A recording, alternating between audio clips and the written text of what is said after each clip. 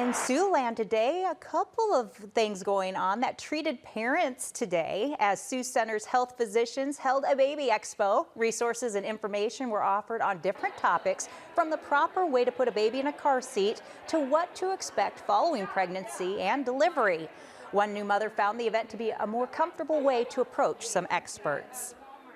The lactation consultants really helped out, so I was having some issues in the beginning, so they helped me and just continue to help troubleshoot some of the issues I had. That baby is darling. Well, one physician says teaching patients about the labor and delivery process makes them feel more comfortable as well as confident.